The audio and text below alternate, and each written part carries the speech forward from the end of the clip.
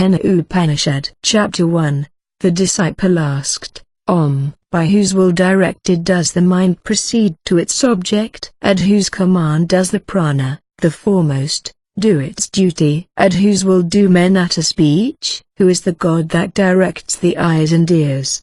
The teacher replied, it is the ear of the ear, the mind of the mind, the speech of speech, the life of life and the eye of the eye.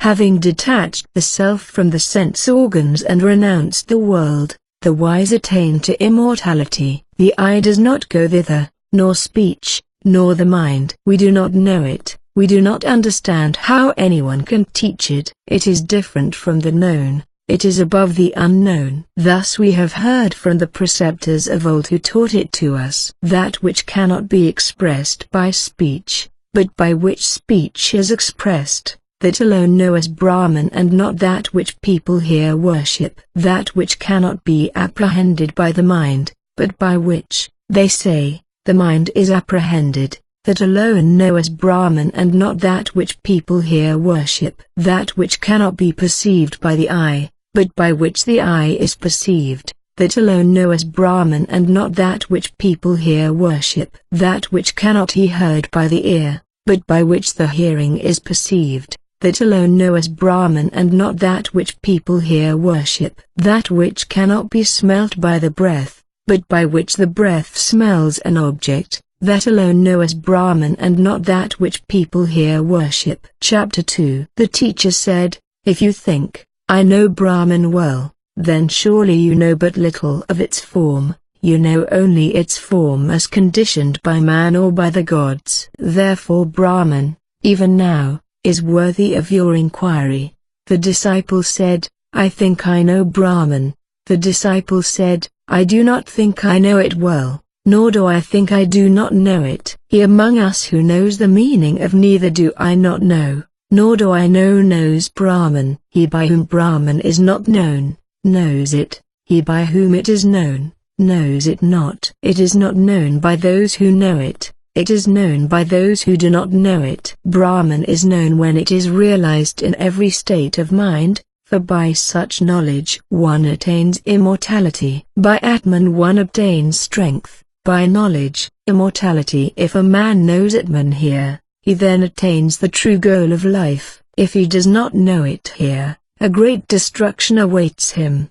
Having realized the self in every being, the wise relinquish the world and become immortal. Chapter 3. Brahman, according to the story, obtained a victory for the gods, and by that victory of Brahman the gods became elated. They said to themselves, verily, this victory is ours, verily, this glory is ours only. Brahman, to be sure, understood it all and appeared before them. But they did not know who that adorable spirit was. They said to Agni, fire, O Agni, find out who this great spirit is. Yes, he said and hastened to it.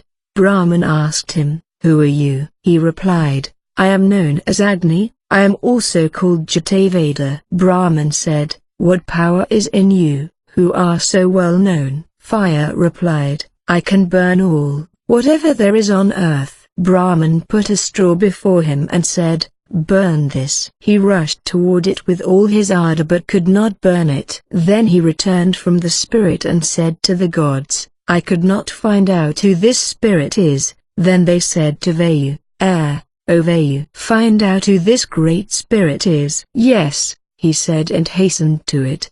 Brahman asked him, who are you? He replied, I am known as Vayu, I am also called Matarisva. Brahman said, what power is in you, who are so well known? Vayu replied, I can carry off all, whatever there is on earth. Brahman put a straw before him and said, carry this. He rushed toward it with all his ardor but could not move it. Then he returned from the spirit and said to the gods, I could not find out who this spirit is. Then the gods said to Indra, O Maghavan, find out who this great spirit is. Yes, he said and hastened to it.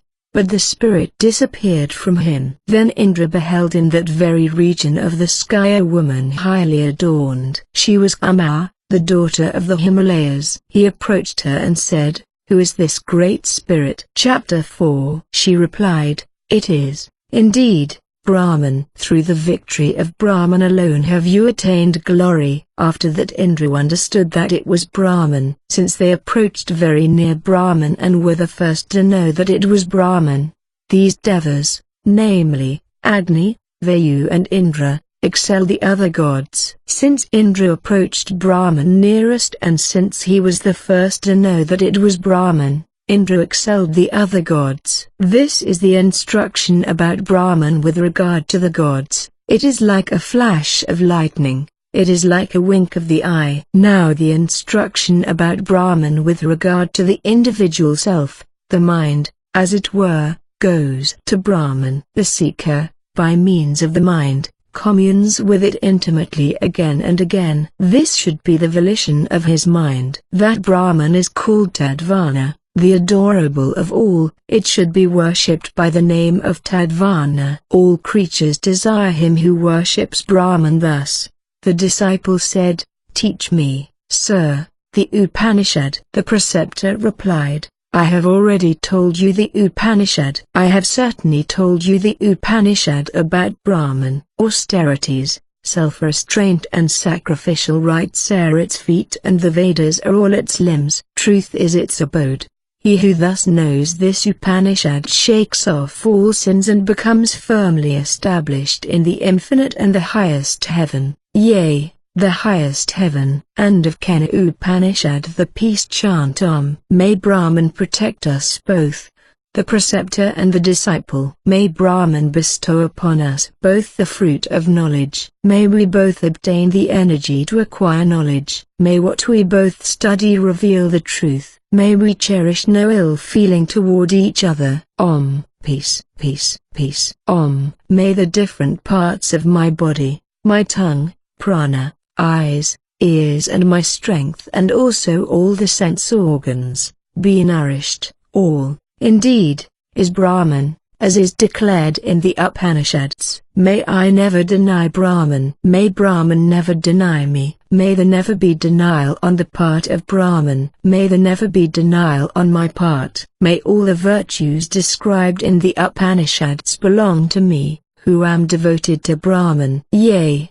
may they all belong to me. Om. Peace, peace, peace. Invocation Om. May we, O gods, hear with our ears what is auspicious. May we, O worshipful gods, see with our eyes what is good. May we, strong in limbs and body, sing your praise and enjoy the life allotted to us by Prajapati. Om. Peace, peace, peace.